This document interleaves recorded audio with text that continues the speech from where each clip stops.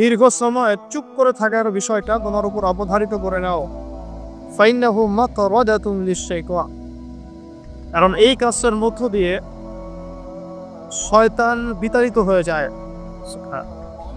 ওয়া আউনুন লাকা আলা আমরি দীনিক, দীর্ঘ সময় চুপ থাকলে তোমার দিনের প্রতিটা কাজ করার ব্যাপারে আল্লাহ তোমাকে সাহায্য করবেন, বা দীর্ঘ নীরবতার ব্যাপারটা দিনের প্রতিটা কাজ করার ক্ষেত্রে তোমাকে সহযোগিতা করবে। কুলতু, আমি বললাম, জিদনি ইয়া রাসূলুল্লাহ, ইয়া রাসূল সাল্লাল্লাহু আলাইহি ওয়াসাল্লাম, আমাকে আরো বাড়িয়ে দিন, আরো কিছু বলুন, আরো কিছু ওসিয়ত করুন। ক্বালা, তিনি বললেন, ইয়াকা ওয়া কাসরাতাদ দাহিক, সাবধান থাকবে, বেশি বেশি হাসবে না। ফাইন্নাহু ইউমিতুল কলব, কারণ যারা অধিক পরিমাণে হাসাহাসি করে তাদের কলব মরে যায়, তাদের কলবের মৃত্যু ঘটে। ওয়ায়াযহাবু বিনূরি ওয়াজহি, এবং চেহারার মধ্যে নূর চলে যায়, চেহারায় কোনো জ্যোতি বা নূর থাকে না। কুলতু জিদনি ইয়া রাসূলুল্লাহ, ইয়া রাসূল সাল্লাল্লাহু আলাইহি ওয়াসাল্লাম, আমাকে আরো বাড়িয়ে দিন, আরো কিছু ওসিয়ত করুন।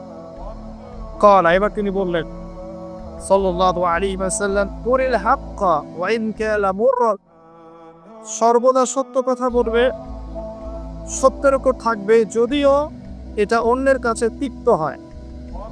সত্য কথা বলবে যদিও এটা তিক্ত শোনায়। কুলতু জিদনি ইয়া রাসূলুল্লাহ, তিনি বলছেন, আমি বললাম, হে আল্লাহর রাসূল, আরো বাড়িয়ে দিন আমাকে।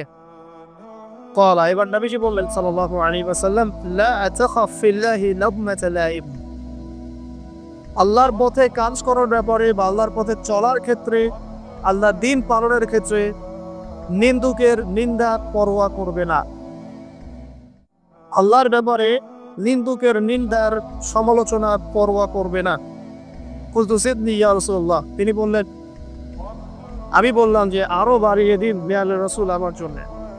নবী করিম সাল্লাল্লাহু আলাইহি ওয়াসাল্লাম বললেন, ক্বাল লিয়াহজুসকা আনিন নাস মা জাআলাহু মিন নাফসিক, যখন মানুষের ব্যাপারে তোমার নেগেটিভ কোনো মন্তব্য করতে হয় বা কারো ব্যাপারে যদি নিন্দা করতে চাও, এরকম ইচ্ছা জাগে মনের মধ্যে, তাহলে আগে চিন্তা করবে যে এই দোষটা তোমার মধ্যে আছে কিনা।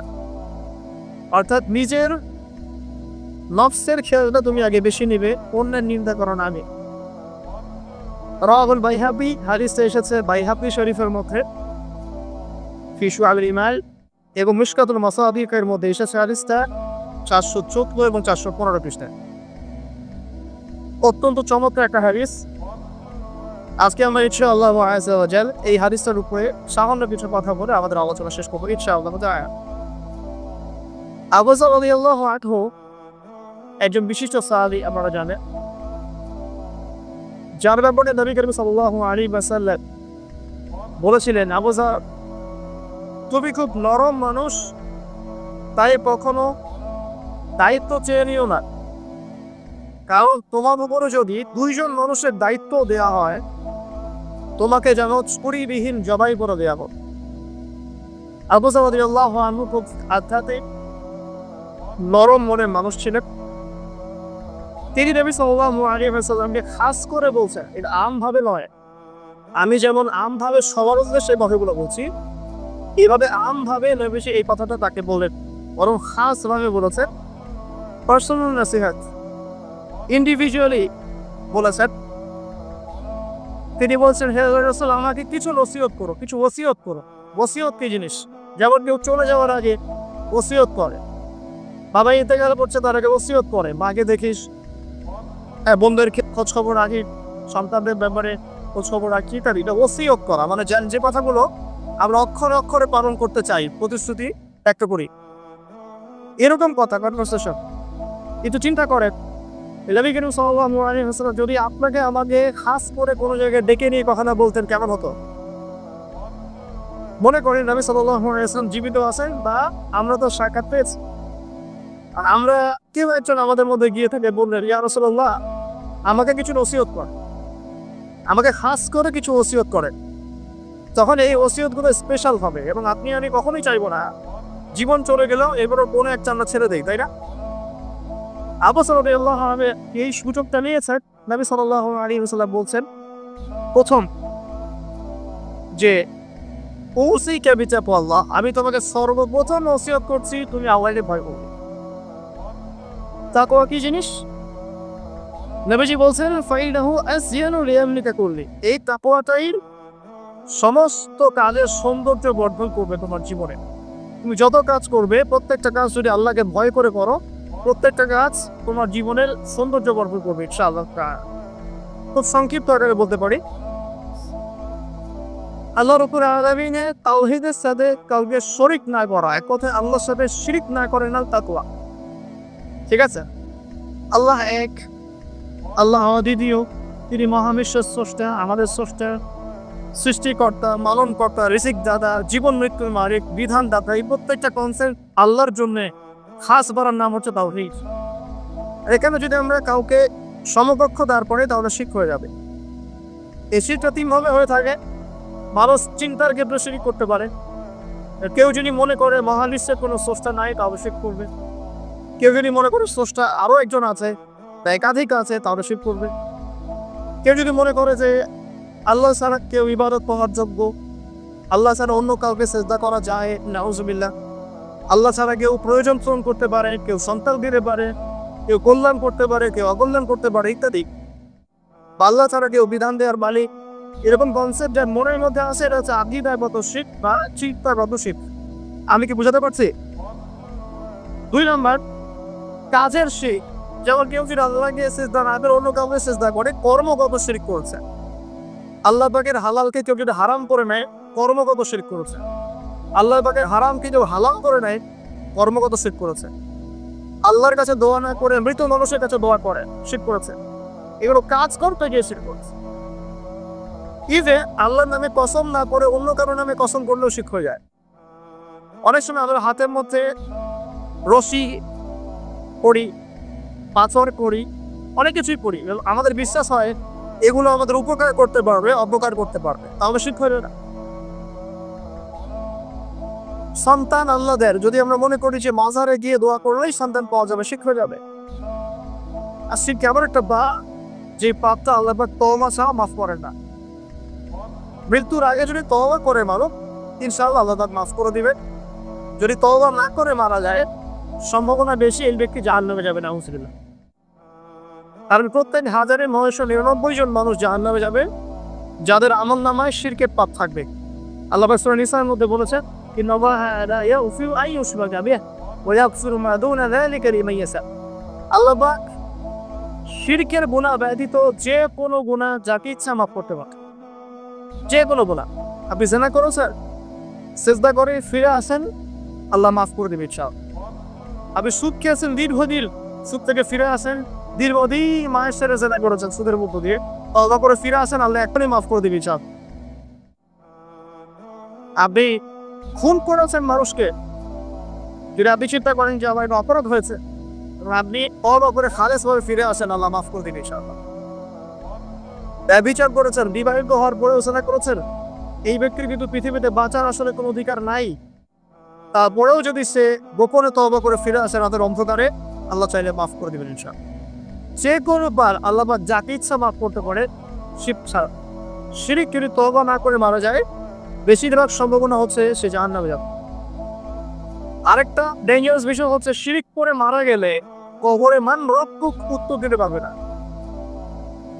যারা মান রব্বুকে উত্তর দিতে পারবে, নিঃসন্দেহে তারা কখনো শিরক করে নাই, আল্লাহ পাকের তাওহীদের উপরে ছিল। আমরা শিরকের অনেক কিছু বুঝি ঠিকই, আধুনিক একটা শিরক বুঝি না। আধুনিক শিরক এটা কেমন? আল্লাহ পাক যা নাজিল করেছেন, এখানে যে বিধানগুলো আছে, এগুলোকে যদি কেউ ডিনাই করে বা এগুলোকে পাশ ফিরিয়ে অন্য কোনো বিধানকে বেটার মনে করে, আল্লাহর বিধানকে চাইতে বেটার মনে করে বা সমকক্ষ মনে করে, এটাও শিরক। এটাও শিরক। আল্লাহ পাক কিছু হালাল করেছেন, আমরা যদি মনে করি এটা হারাম, তাহলে শিরক, এটাও শিরক। সূরা তাওবার 31 নম্বর একটা পড়ে দেখবেন ইনশাআল্লাহ। যাই হোক, তাকওয়ার প্রথম স্টেজ হচ্ছে আমাদেরকে শিরক করা যাবে না, তাওহীদে থাকতে হবে ইনশাআল্লাহ। 2 নম্বর, আল্লাহ পাকের যত আদেশ আছে এগুলোকে মেনে চলার নাম তাকওয়া। ফর এক্সাম্পল সালাত, সওম, সাদাকা, হজ, উমরা, যাকাত, সত্য কথা বলা, মিথ্যা কথা খেদমত করা ইত্যাদি যতগুলো আদেশ কোরআন এবং সুন্নাহর মধ্যে আছে এগুলোকে মেনে চলা তাকওয়ার পরিচয়। 3 নম্বর, আল্লাহ পাকের যত নিষেধ আছে এই সমস্ত নিষেধগুলোকে বর্জন করার নামও তাকওয়া। শুধু আদেশ মানলাম, নিষেধ বর্জন করলাম না, এটা আসলে প্রকৃত তাকওয়ার পরিচয় নয়। আজকে আমরা মাশাআল্লাহ সবাই সালাত করেছি, কালকে সকালে ফিরে আবার সুদি লেনদেন করি, আমার মধ্যে তাকওয়া আসলে নাই। আমি ধর্মীয় জীবনে পাক্কা মুসল্লি হলেও অর্থনৈতিক জীবনে পাক্কা সুদখোর থেকে গেছে। এই অবস্থায় যদি তওবা না করে মারা যায়, মায়ের সাথে জেনার অপরাধ নিয়ে কিয়ামতের মাঠে উঠবে ইনশাআল্লাহ। এটা আমার কথা না, নবী সাল্লাল্লাহু আলাইহি ওয়াসাল্লাম বলেছেন, সহিহ বুখারীর হাদিস। যে কোনো আলেমকে জিজ্ঞাসা করবেন, যে কোনো মাদ্রাসায় যাবেন, যে কোনো প্রকাশনের বুখারী শরীফ কিনেন না কেন, হাদিসটা পাবে যে ব্যক্তি একদিন সুদ খেলো সে যেন 36 মাস জেনা করলো। আপনি যদি জানেন যে আপনার ক্লোজ কোনো ফ্রেন্ড বা আত্মীয় বা বইয়ের নিজ সে জেলা করে বেড়ায় বা মেয়েদের সাথে একাধিক মেয়ের সাথে তার সম্পর্ক আছে, ইলিগাল রিলেশনশিপ, আপনি নিশ্চয়ই তার থেকে সম্মানের দৃষ্টিতে তাকাবে। রাকেল সামান এমন একটা যুগ যেখানে সুদ থেকে বাঁচা সো ভেরি ডিফিকাল্ট। এখানে হাজারের কম মানুষই সুদ থেকে বাঁচতে পারবে। যারা বেঁচে থাকবে তাদের গায়েও সুদের চিতা ফাটা এসে লাগবেই লাগবে, কারণ পুরো বিশ্বের ইকোনমিক সিস্টেমটাই সুদ ভিত্তিক। এটা পরিপূর্ণরূপে ইসলামিক ধাঁচে সাজানো এখন সম্ভব বলে মনে হচ্ছে না। আমরা চেষ্টা করতে পারি, সম্ভব কখন হবে যখন শেকড় উপরে আসবে। আর শেকড় কখন উপরে হবে? যখন মালজামা হবে। আর মালজামা কখন হবে? যখন মদিনার গুরুত্ব কমে যাবে এবং জেরুসালেমের গুরুত্ব বেড়ে যাবে। আর যখন আল মাহদি আসবেন, ঈসা ইবনে মারইয়াম আসবেন, তখন পৃথিবীতে ইনশাআল্লাহু আযজা ওয়া জাল ইসলাম ব্যতীত কিছুই বাকি থাকবে না। তখন ইনশাআল্লাহ তাআলা উপরের লেভেল থেকে সুদ বলতে কিছু থাকবে না ইনশাআল্লাহ। তবে এখন কি করবেন? ফাত্তাকুল্লাহা মাসতাতাকুম, এখন এতটুকু করবেন, ফাত্তাকুল্লাহা মাসতাতাকুম, তোমরা শান্ত মতো আল্লাহকে ভয় করো। আবার সান্দে যতটুকু কুলায় এতটুকু আপনি করে থাকবেন। পারতপক্ষে চেষ্টা করবেন সুদ যেন আপনার গায়ে না লাগে। আল্লাহ পাক বোঝার তৌফিক দান করুক, আমিন। অতিরিক্ত আল্লাহ পাকের নিষেধগুলোকে বর্জন করার নাম তাকওয়া। নামাজ পড়ছি, রোজা রাখছি, যাকাত দিচ্ছি না, এদিকে সুদ খাচ্ছি, হারাম রিলেশনশিপে আছি, বা পরকীয়ায় লিপ্ত আছি, বা মানুষের সম্পদের অধিকার দিচ্ছি না, ব্যবসা করছি। আর ব্যবসা যারা করি আমরা বেশিরভাগই মিথ্যা কথা বলি, আর ব্যবসা যারা করি ম্যাক্সিমাম মিথ্যা কথা বলি, মিথ্যা কসম করি। এবং আমাদের এই মিথ্যা কসম প্রতারণার কারণে জালেম শাসকের শাসন চাপিয়ে দেওয়া হয় আল্লাহর পক্ষ থেকে। এটা হাদিস এসেছে, যখন ব্যবসায়ীরা প্রতারণা করবে, মিথ্যা কসম করে পণ্য বিক্রি করবে এবং মাপে কম দিবে, সিন্ডিকেট করবে, তখন আল্লাহর পক্ষ থেকে 2টা আযাব আসে। এক, জালেম পরশক্তিকে চাপিয়ে দেওয়া হয় যারা এদের উপর জুলুম করবে। 2, সমাজের মধ্যে দুর্ভিক্ষ নেমে আসে। এগুলো নবী সাল্লাল্লাহু আলাইহি ওয়াসাল্লামের কথা, অজ্ঞানের কোনো সুযোগই নেই। আজও তার কারণ এগুলো চলে যাবে ইনশাআল্লাহ, কারণ যদি না আমরা আমাদের জায়গা থেকে সরে আসি। তো যারা আমরা ব্যবসা করছি অনেকে মিথ্যা কথা বলে ম্যাক্সিমাম, এবং মনে করি যে ব্যবসা এগুলো মিথ্যা কথা জায়েজ, এটা ব্যবসার অংশ মনে করি। আপনার সব ব্যবসায়ী কিয়ামতের দিন নবীগণের সাথে থাকবেন। যারা সৎ ব্যবসায়ী তারা কিয়ামতের মাঠে নবীগণের সাথে হাসর করবেন। ছাঁচে খুঁজে পাবেন না, এখন খুব কম সৎ ব্যবসায়ী পাবেন। যাই হোক, যেটা বলছিলাম ভাই, প্রিয় ভাইরা, যে শুধু আদেশ মানের নাম তাকওয়া নয়, নিষেধটা বর্জন করতে হবে। আমরা নামাজ রোজা হজ জাকাত সবই করছি মাশাআল্লাহ, ব্যবসায়িক জীবনে মাপে মন দিচ্ছি, ইকোনমিক লাইফে সুদ খাচ্ছি, আর পলিটিক্যাল লাইফ নিয়ে আমি কোনো কথা বলতে যাচ্ছি না। সেখানে কতটুকু আল্লাহ কতটুকু রাসূল আছেন আল্লাহ ভালো জানেন, আল্লাহ বিচার করবে। আমি মৌলিক কথাগুলো বলছি। দেখেন ফ্যামিলিগত ব্যাপারে আবার দেখবেন বাহ্যিকভাবে ইসলামের লেবাস পোশাক আছে যে কি, আর ভিতরে অরিজিনাল ইসলাম নাই। দেখবেন পরিবারে ম্যাক্সিমাম পরিবারে থেকে পর্দা দেয়, নামাজে বিক্রয় খুব আর নামাজে চিন্তা করলে আপনাকে ফজর জামাতে আসতে হবে। নামাজে চিন্তা করলে আপনাকে ফজরের জামাতে আসতে হবে এই মসজিদেই। আজকে ফজরে আসবেন, দেখবেন এই যে মুসল্লি যারা বসে আছেন তাদের 50% নাই ইল্লাল্লাহ সব। তো আমরা পার্সিয়ান ইসলাম ফলো করছি, কিছু মানছি কিছু মানছি না। আল্লাহ বলছেন এটা না, পরিপূর্ণরূপে ইসলামে প্রবেশ করো এবং এটার নাম তাকওয়া। ওসিকুম বিতাকওয়াল্লাহ, আমি তোমাকে আল্লাহর তাকওয়া, আল্লাহকে ভয় করা ওসিয়ত করছি, খাস করে অনুরোধ করছি, ওসিয়ত করছি। আদেশ মানার নাম যেমন তাকওয়া, নিষেধ বর্জনের নাম তাকওয়া। শুধু আদেশ মানলেই হবে না, নিষেধগুলো বর্জন করার চেষ্টা করতে হবে। আমরা এই জায়গাটাতেই সমস্যায় ভুগছি। আদেশ আমরা অনেকেই পালন করতে পারি, আর আলহামদুলিল্লাহ নামাজ পড়তে পারি, রোজা রাখতে পারি, অনেকে যাকাত দেই, মাশাআল্লাহ, সাদাকা করি, দান সাদাকা করি, ইসলামের প্রতি ভালোবাসা আছে, আল্লাহর প্রতি রাসূলকে মহব্বত করি, কিন্তু হারাম রিলেশনশিপ ছাড়তে পারছেন না। দেখবেন অ্যাফেয়ার ছাড়তে পারছেন না, ফ্রি মিক্সিং ছাড়তে পারছেন না, রিবা ছাড়তে পারছেন না, আপনার পরকীয়া ছাড়তে পারছেন না, অহেতুক এই যে নোংরা অপসংস্কৃতি ছাড়তে পারছেন না, খেয়াল করে দেখেন স্মোকিং ছাড়তে পারছেন না, মাদক দ্রব্য সেবন ছাড়তে পারছেন না, বাট আপনি ইসলামকে ভালোবাসেন, আল্লাহকে ভালোবাসেন, রাসূলকে ভালোবাসেন। এটাই মূল সমস্যা আমাদের এলাকায়। আমি ফিল করি আল্লাহ পাক আমাদের সবাইকে আদেশ মানার সাথে সাথে নিষেধ বর্জন করার তৌফিক দান করুন। চার, আল্লাহ আমাদেরকে হাসির এবং নাসির জানেন নাম তাকওয়া। হাজির নাসির কেমন, যে আমার জীবনের প্রতিটা স্টেপ আল্লাহ পাক দেখছেন এবং শুনছেন। আল্লাহ ভাই আরশে আজিম থেকেই আমাকে দেখছেন, আমাকে শুনছেন প্রতিটা মুহূর্তে, এখন আজকা আগামী প্রতীত বর্তমান হচ্ছে সবসময় আল্লাহ আমাকে দেখছেন, শুনছেন। প্রত্যেকটা মুহূর্তে এই কথা যার মাথায় থাকবে তার পাপ করার প্রবণতা কম হবে। পাপ করলেও সে তওবা করে আল্লাহর কাছে ফিরে আসবে ইনশাআল্লাহ। যদি কাউতারে কোনো পাপ হয়েও যায়, আপনি দেখবেন তাকে আবার ফিরিয়ে নিয়ে আসবে, সে আল্লাহর কাছে ফিরে আসবে ইনশাআল্লাহ। আল্লাহ পাকে আজির এবং নাজির যা এর একটা নাম আছে, সেটা হলো ইকসার। কি নাম?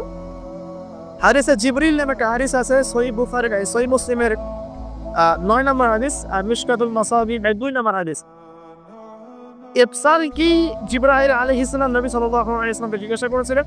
তিনি বলছেন আনতা আবুদুল্লাহ কাআন্নাকা তারাহু ফা ইন লাম তাকুন তারাহু ফা ইন্নাহু ইয়ারাক। তুমি এমন ভাবে আল্লাহর ইবাদত করবে যেন তুমি আল্লাহকে দেখছো।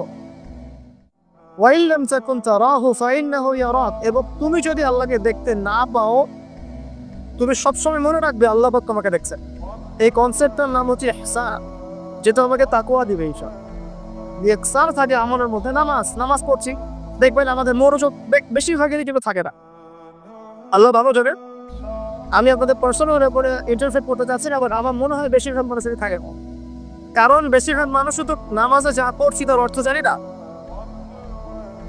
যখন আপনার সন্তান অসুস্থ হয়েছিল, আপনি হাত উঁচু করে আল্লাহর কাছে কান্নাকাটি করেছেন, তখন আপনার চোখ দিয়ে পানি পড়েছে, কারণ আপনি যা চেয়েছে ফিল করে বলেছেন আল্লাহর কাছে, আপনার চোখ দিয়ে পানি পড়েছে। কতদিন আপনি নামাজের সিজদায় কাঁদতে পেরেছেন? আমি কাঁদতে পেরেছি, ভাবতো কাঁদতে নামার কারণ কি? কারণ হচ্ছে আমি নামাজে যাওয়া করি, তার বিষয় বুঝি না। আমার কাছে নামাজ একটা ফিজিক্যাল এক্সারসাইজের মতো হয়ে গেছে। সরি ফর মাই ল্যাঙ্গুয়েজ, আমি কোনো কিছুকে অবমাননা করতে যাচ্ছি না, অনেক ব্যাপারটা এরকমই হয়ে গেছে। আর বাহ্যিকতা নিয়ে আমরা বেশি ব্যস্ত। হাত কোথায় বাঁধতে হবে, নাভির নিচে না বুকে, তারপরে রসুলের বলতে হবে কিনা, পাইব লাগাবো কি লাগাবো না, আমি জোরে না আসতে বাহ্যিক বিষয় নিয়ে বেশি ব্যস্ত।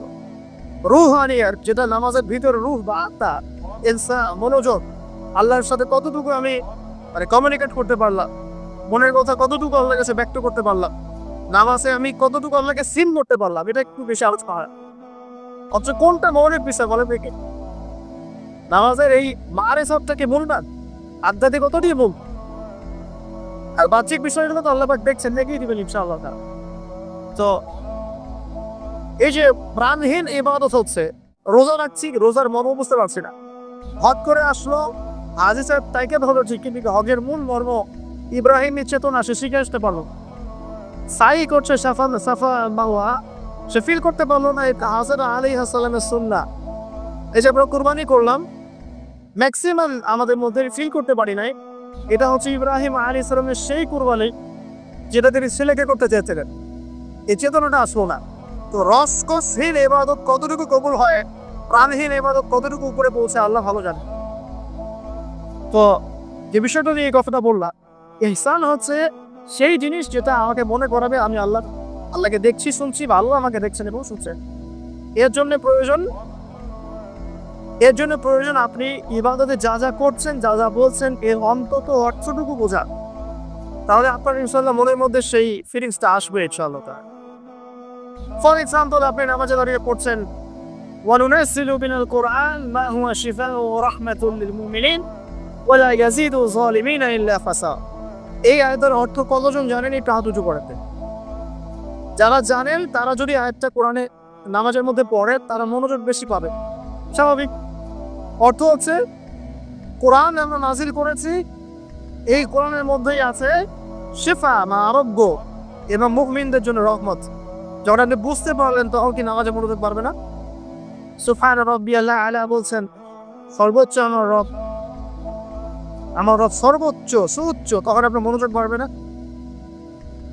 আত্তাহিয়াতুতে আপনি কি পড়ছেন, দরুদে কি পড়ছেন, দোয়া মাসুরে বলছেন আল্লাহুম্মা ইন্নী যালামতু নাফসি যুলমান কাসীরা, আল্লাহ আমি আমার নফসের উপর প্রচুর জুলুম করেছি। কখনো কি ফিলিংস হয় যে জুলুমের এখানে স্বীকারোক্তি দিচ্ছি আমি? তাহলটা একটাই কারণ, কথা বললে অনেক সময় যাবে, আমার আরো কিছু বলার আছে। যে অর্থটা বুঝতে পারছি না, অর্থ না বুঝলে আপনি রস্তশীল প্রাণহীন ইবাদত করবেন। অর্থ বোঝাটা কি অপরাধ? অর্থ বুঝলে কি আপনি আলেম ওলামা থেকে সরে যাবেন, দূরে সরে যাবেন? আর সবকিছুর অর্থ তো আপনি ব্যাখ্যাটা বুঝতে পারবেন না, তখন আপনি আলেম ওলামার কাছে আসবেন, এসে জিজ্ঞাসা করবেন, ব্যাখ্যা দিলে নেবেন, সিম্পল। তো অর্থ অনুধাবন করলে ইনশাআল্লাহ তাআলা আপনার ইনসান বাড়বে, যেটা আমাকে তাকওয়ার দিকে নিয়ে আসবে। ইনসান মানে আল্লাহকে হাসিব নাসিব জেনে ইবাদত করা। আরেকটা বিষয়, ইবাদতের মধ্যে ধীর স্থিরতা আনতে হবে, তাড়াহুড়া বন্ধ করতে হবে। তাড়াহুড়া বন্ধ করলে পরে দেখবেন ইবাদতের মধ্যে স্বাদ পাচ্ছে ইনশাআল্লাহ। দুনিয়াবি হ্যাসেল, দুনিয়াবি যে ব্যস্ততা, এগুলো কমিয়ে আনতে হবে, তাহলে দেখবেন ইবাদতে স্বাদ পাচ্ছেন ইনশাআল্লাহ। প্রত্যেকটা ইবাদতের পটভূমি জানতে হবে, যে নামাজ আমি কি জন্য পড়ি, কোথায় গিয়ে ফরজ হয়েছিল, কুরবানি কেন দিব, কুরবানির ইতিহাসটা কি, হজ আমি করবে ঘটনাগুলোর পিছনের গল্পগুলো কি, এগুলো না জানলে আপনি ইবাদতে স্বাদ পাবেন না। তো এই জিনিসগুলো একটু টাচ দিলাম। আল্লাহ পাক আমাদের সবাইকে ইনসানের সাথে ইবাদত করার তৌফিক দান করুন। তো প্রথম নসিহত করছেন নবী সাল্লাল্লাহু আলাইহি ওয়াসাল্লাম আবু যর রাদিয়াল্লাহু আনহুকে, তুমি আল্লাহকে ভয় করবে, এটা তোমাকে সমস্ত আমল সুন্দর করে দিবে, সৌন্দর্যমণ্ডিত করে দিবে। তাকওয়া মানে আমরা জানলাম আল্লাহর সাথে শিরক না করা, তাওহীদের উপর থাকা। 2, আল্লাহ পাকের আদেশগুলোকে মেনে চলার চেষ্টা করা। 3 নাম্বার, একই সাথে এট দ্য সেম টাইম আল্লাহ পাকের নিষেধগুলোকে বর্জন করা।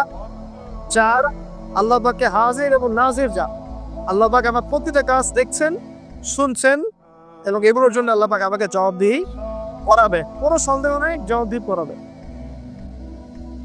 তো বিদায় হজের ভাষায় নবী সাল্লাল্লাহু আলাইহি ওয়াসাল্লাম বলেছিলেন, এই তাকওয়ার কথাই বলেছেন। তিনি বলেছিলেন সাল্লাল্লাহু আলাইহি ওয়াসাল্লাম যে আজকে থেকে আরবের উপর অনরবের কোনো ভেদাভেদ নাই, সাদার উপর কালো, কালোর উপর লালের কোনো ভেদাভেদ নাই। কুল্লুকুম মিন আদম, তোমরা সবাই আদম সন্তান, ওয়া আদামু মিন তুরাব, এবং আদম হচ্ছে মাটির সন্তান। ইল্লা তাকওয়া, শুধু তাকওয়া ব্যতীত, যার মধ্যে আল্লাহ ভীতি যত বেশি, সে আল্লাহর কাছে তত বেশি মর্যাদা সম্পন্ন। সূরা হুজুরাতেও সেম কথা আছে, 13 নম্বর আয়াতে আল্লাহ বলেছেন, ইয়া আইয়ুহান নাস, হে মানব জাতি, ইন্না আকরামাকুম ইনদাল্লাহি আতকাকুম, হে মানব জাতি, তোমাদের মধ্যে আল্লাহর কাছে সবচেয়ে বেশি মর্যাদা সম্পন্ন সেই ব্যক্তি যে অধিক মুত্তাকি বা অধিক তাকওয়াওয়ালা। এবং এই তাকওয়ার পজিশনটা কোথায় সেটা নবী সাল্লাল্লাহু আলাইহি ওয়াসাল্লাম বলেছেন। এটা আমার টুপিতে নাই, আমার দাড়ি, আমার লেবাস, আমার পোশাক, আমার চলাফেরা, এসবের মধ্যে তাকওয়ার প্রকৃত পরিচয় নাই। নবী করিম সাল্লাল্লাহু আলাইহি ওয়াসাল্লাম বলেছেন, তাকওয়া হাহুনা, তাকওয়া হচ্ছে এখানে। এই বলে তিনি কলিজার দিকে 3 বার ইশারা করেছেন। অর্থাৎ তাকওয়ার মূল কেন্দ্র কোথায়? আপনার কলবে। আর কলব সংক্রান্ত একটা কথা কিন্তু হাদিসের মধ্যে আসবে একটু আগে, কিছু একটা কাজ করলে কলবটা মরে যাবে। আপনারা হাদিসে পড়তে পারছেন, সামনে আছে ইনশাআল্লাহ। তো কলবের ব্যাপার তাকওয়া, তাহলে কলবের যত্ন নেওয়া লাগবে। আমরা দেহের যেমন যত্ন নেই, পোশাকের যত্ন নেই, পরিপাটি থাকতে পছন্দ করি, বাড়ি ঘর চকচকে রাখতে পছন্দ করি, তাই না? তো তাহলে কলবটাও পরিষ্কার করার চেষ্টা করতে হবে। কি করলে কলবের যত্ন হবে তার কথা এই হাদিসে আছে, একটু সামনে যাচ্ছি ইনশাআল্লাহ। আমি ওই হাদিসের বাইরে কিছু কথা বলছি। কলবের যত্ন, বেশি বেশি মৌতের স্মরণ এবং পরকালের ফিকির কলবকে চিন্তা করবে ইনশাআল্লাহ। মনের মধ্যে কোনো প্রকার রিয়া অহংকার রাখা যাবে না, কলব জীবিত হবে ইচ্ছা। কারো প্রতি হিংসা বিদ্বেষ পোষণ করবেন না, কলব চিন্তা থাকবে ইচ্ছা। মানব সেবামূলক যে কাজগুলো আছে, ফর এক্সাম্পল এতিমের দেখাশোনা করা, বিধবাদের খোঁজখবর নেয়া, মিসকিনের পাশে দাঁড়ানো, এই কাজগুলো করলে কলব চিন্তা হয়, কলবের মধ্যে নূর আছে, সাকির আছে। কলব পরিষ্কার না করে যতই দাড়ি টুপি পাগড়ি জুব্বা পরি না কেন, আদতে কোনো লাভ হবে না। আল্লামা দকিস মারিন হাফিজাহুল্লাহ তাসাউফ এবং তাসকিয়া ওইটা পড়তে পারে, এখানে ডিটেইলস এই বিষয়ে জানতে পারবেন ইনশাআল্লাহ। সামনে যাই। আবু সাঈদ রাদিয়াল্লাহু আনহু বলছেন যে কুলতু, আমি বললাম জিদনি ইয়া রাসূলুল্লাহ, ইয়া রাসূল আমার জন্য আরো বাড়িয়ে দেন। তারপর বিষয়টা বুঝতে পেরেছে, আমার জন্য আরো বাড়িয়ে দেন, আরো কিছু ওসিয়ত করো। নবী সাল্লাল্লাহু আলাইহি ওয়াসাল্লাম বলেন আলাইকা বিতিলাওয়াতিল কুরআন। দ্বিতীয় ওসিয়ত কি? আলাইকা কথার অর্থ হচ্ছে তোমার উপরে, মানে ওয়াজিব করে ফেলো, একেবারে তোমার উপরে শক্ত করে নাও। আলাইকা তোমার উপর শক্ত করে নাও, বিতিলাওয়াতিল কুরআন, কোরআনের তেলাওয়াত। তোমার উপরে কোরআনের তেলাওয়াতটাকে অবধারিত করে নাও, শক্ত করে নাও। ওয়া যিকরিল্লাহি আযজা ওয়া জাল্লা, এবং আল্লাহকে জিকির অবধারিত করে নাও। ফাইন্নাহু যিকরুন লাকা ফিস সামা, কারণ এই বিষয়টা আসমানে তোমাকে স্মরণের মাধ্যম হবে। ওয়া নূরুন লাকা ফিল আরদি, এবং পৃথিবীতে আল্লাহ পাক তোমাকে নূর দান করবে। দ্বিতীয় ওসিয়তের মধ্যে দুটো জিনিস, একটা হচ্ছে কোরআন তেলাওয়াত, একটা হচ্ছে আল্লাহ জিকির। কোরআন তেলাওয়াত সম্পর্কে খুব সরল একটা কথা বলছি। কোরআনুল কারীম বিশুদ্ধ করে তেলাওয়াত শিখতে হবে, এক নম্বর বিষয়। যদি বিশুদ্ধ করে মদ মাখরাজ তাজবিদের সাথে না শেখেন, তাহলে সারা জীবন ভুল পড়ে যাবেন আর কর্মের অর্থ বিকৃত হয়ে যাবে। আপনার অজান্তেই এমন অর্থ চলে আসবে যা আপনি মোটেও কল্পনা করেননি এবং কামনাও করেন নাই। আপনি বলছেন ফর এক্সাম্পল যে আলহামদুলিল্লাহি রাব্বিল আলামিন, অর্থ সুন্দর, সমস্ত প্রশংসা আল্লাহর জন্য যিনি বিশ্বজাহানের প্রতিপালক। এর উচ্চারণ ভুল করেছেন, বলেছেন আলহামদুলিল্লাহি রাব্বিল আলামিন, অর্থ বিকৃত হয়ে গেছে। অর্থ হচ্ছে সমস্ত নিন্দা বিশ্বজাহানের প্রতিপালক আল্লাহর জন্য, নাউযুবিল্লাহ। বলেছেন কুল ইয়া আইয়ুহাল কাফিরুন, হে কাফেররা, লা আবুদু মা তা'বুদুন, আমি তার ইবাদত করি না যার ইবাদত তোমরা করো। অর্থ ঠিক আছে, ঈমান তাওহীদ আছে। অথচ আপনি যদি বলেন কুল ইয়া আইয়ুহাল কাফিরুন লা আবুদু মা তা'বুদুন, বাস গন কেস। অর্থ কি হবে ভাই? আমি অবশ্যই তার ইবাদত করি, যার ইবাদত তোমরা করো, কাফেররা তোমরা করো। এটা ঈমান না কুফর? একটা মদের কারণে আপনার পার্থক্য হলো। এক বাক্যে বলে ফেলছি, যেভাবেই হোক, যত সময় লাগুক, যে বয়সেই থাকে, বিশুদ্ধ করে কোরআন তেলাওয়াত না শিখে মৃত্যুবরণ করবেন না, ওয়াদা করে। যে বয়সেই হোক, যেখানেই পড়ে, যে প্রফেশনেই থাকে, যত গরিবই হন, যত বড়লোকই হন, যাই হন, whoever you are, কোরআন তেলাওয়াত বিশুদ্ধ করে না শিখে কবরে যাবেন না, ওয়াদা করে। সারা জীবনে যা করেছেন, যত কিছু শিখেছেন, আপনার সায়েন্স, আপনার আর্টস, আপনার commerce, medical science, engineering, BCS cadre, যা কিছু করেছেন, সব কিছু বৃথা হয়ে যাবে যদি পরকালে আপনি পুলসিরাত পারতে না পারেন। আর আল কুরআন হুজ্জাতুন লাকা আলাইক, কুরআন হয় তোমার পক্ষে দলিল হবে, না হলে বিপক্ষে। যারা কোরআন বিশুদ্ধ করে তিলাওয়াত করতে শিখছে না, কোরআন কি তার পক্ষে দলিল হবে বলে মনে হয়? আল্লাহ পাক আমাদের সবাইকে তৌফিক দান করুন, আমিন। তেলাওয়াতটা ক্যাটলিস্ট তেলাওয়াতটা শেখেন, অর্থ বোঝেন ও নাই বোঝেন, আমি আবারও স্পষ্ট করেই বলছি। স্পষ্ট করে বলার পরেও কিছু মানুষের কেন জানি চুলকারে খাবে না, আমি জানি না, তবে এটা নিয়ে আমার মাথা ব্যথা নাই। আমি স্পষ্ট করে আবারও বলছি, কোরআন বিশুদ্ধ করে তেলাওয়াত করলে প্রত্যেক হরফে 10 নেকি পাবেন। কোরআন আপনার পক্ষে সুপারিশ করবে ইনশাআল্লাহ, আল্লাহ আপনাকে নূর দিবে, ঠিক আছে? এবং কোরআনের সুপারিশ কবুল করা হবে, আল্লাহ পাক আপনাকে জান্নাত দিবেন ইনশাআল্লাহ। এবং আলিফ লাম মিম পড়লে 30টা কি হয়ে যায়, 3টা কি বা 10টা কি না, আলিফ লাম মিম পড়লে 3টা হরফে 30টা কি হয়ে যায়। বিশুদ্ধ করে কোরআন তেলাওয়াত করলে, অর্থ বোঝেন বা না বোঝেন, আপনি প্রত্যেক হরফে 10টা কি। কিন্তু কোরআনের অর্থ অনুধাবন না করলে কোরআনের অর্থ বুঝতে না পারলে আপনি কোরআনকে বাস্তবে প্রয়োগ করতে পারবেন না। আর কোরআনকে বাস্তবে প্রয়োগ করতে না পারলে আপনি কোরআনের মৌলিক হকটা আদায় করতে পারবেন না। তাই অর্থ না বুঝে যদি সারা জীবন কোরআন তেলাওয়াত করে যায়, কোরআন তেলাওয়াতের নেকি হবে ঠিকই, প্রত্যেক হরফে 10 নেকি হবে ঠিকই, কোরআন আদায়ের পক্ষে সুপারিশও করতে পারে, বাট কোরআনের প্রকৃত হকটা দুনিয়াতে আদায় হয়নি। কোরআন নাজিল করা হয়েছে যাতে মানুষ উপদেশ গ্রহণ করে, তাদাব্বুর করে, ফিকির করে, এটা নিয়ে গবেষণা করে এবং এর মধ্য দিয়ে মানুষ যেন পথ খুঁজে পায়। এই কারণে আপনার স্কুল, কলেজ, ইউনিভার্সিটিতে যা পড়ছে এগুলো সব যদি ফার্সি ভাষায় হতো বা টার্কিশ ভাষায় হতো বা ধরেন রাশিয়ান ভাষায় হতো এবং আপনি এগুলো অর্থ জানেন না, শুধু পড়েন আর মুখস্থ করেন, তাহলে থেকে আমি আদৌ পরীক্ষায় পাস করতে পারবেন? প্রশ্নের উত্তর দিতে পারবেন?